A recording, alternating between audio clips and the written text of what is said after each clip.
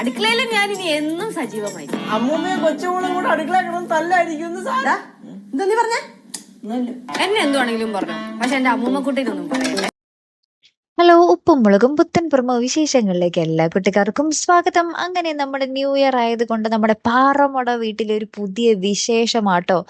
ആരുടെയാണ് മാറ്റം എന്നല്ലേ നമുക്ക് കാണാം. നമ്മുടെ ലച്ചു അടിമുടി മാറിയിരിക്കുകയാണ്. പുതിയ വിശേഷം പോലെ നമ്മുടെ ലച്ചു ഭയങ്കര ഹാപ്പി ആയിട്ട് അമ്പലത്തിലൊക്കെ പോയി എല്ലാവർക്കും പ്രസാദമൊക്കെ തൊട്ട് കൊടുക്കുന്നു, കിച്ചണിൽ കയറുന്നു. അതാണ് ഏറ്റവും വലിയ അത്ഭുതം അല്ലെ. ഇതുവരെ നമ്മുടെ കിച്ചന്റെ പരിസരത്ത് പോലും വരാത്ത ആളാണ് നമ്മുടെ ലച്ചു. ഇന്ന് മുതൽ നമ്മുടെ ലച്ചു എല്ലാവരോടും പറയുന്നുണ്ട്, ഞാൻ ഇനി എന്നും അടുക്കളയിൽ ഉണ്ടാവും, അമ്മൂമ്മയുടെ കൂടെ ഉണ്ടാകും എന്ന് പറയുക കേട്ടോ. അങ്ങനെ നമ്മുടെ ഭവാനി അമ്മൂമ്മയും നമ്മുടെ കനകാന്റിയൊക്കെ ഇങ്ങനെ ഞെട്ടിത്തെറിച്ച് നിൽക്കുക. പുറത്തൊക്കെ നമ്മുടെ സിദ്ധുവും കേശും കൂടെ എന്തൊക്കെയോ ഇവിടെ മണക്കുന്നുണ്ടല്ലോ, എന്തോ നടക്കാൻ പോകുന്നുണ്ട്, എന്തോ വരാനിരിക്കുന്നതിന്റെ വലിയ സൂചനയാണ് ഈ മാറ്റം, നമുക്ക് എത്രയും പെട്ടെന്ന് ഇത് പൊളിച്ചടക്കിയേ പറ്റൂ എന്നും പറഞ്ഞിട്ട് അവരെന്തോ പ്ലാനൊക്കെ ചെയ്യുന്നുണ്ടേ.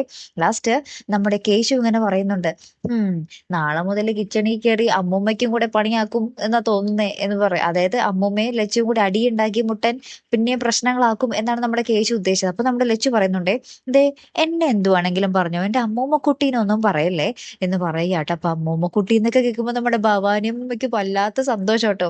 ലാസ്റ്റ് നമ്മുടെ സിദ്ധുവിനും കേശുവിനും നമ്മുടെ ലച്ചുവിന്റെ ഈ ഒരു മാറ്റം കണ്ടിട്ട് സഹിക്കാൻ പറ്റാതെ അവരെന്തൊക്കെയോ പ്ലാൻ ചെയ്യുന്നുണ്ട് ലച്ചുവിന്റെ ഈ ഒരു സ്വഭാവം പൊളിച്ചടക്കാൻ വേണ്ടി. ഒരാളെ നന്നാവാനും സമ്മതിക്കത്തില്ല അല്ലെ. എന്തൊരു കാലമാണിത്. നോക്കാട്ടോ, കാത്തിരുന്ന് എന്നെ കാണുമ്പോൾ അടുത്തൊരു വീഡിയോയുമായി വരുന്നത് വരയ്ക്കും ഗുഡ് ബൈ.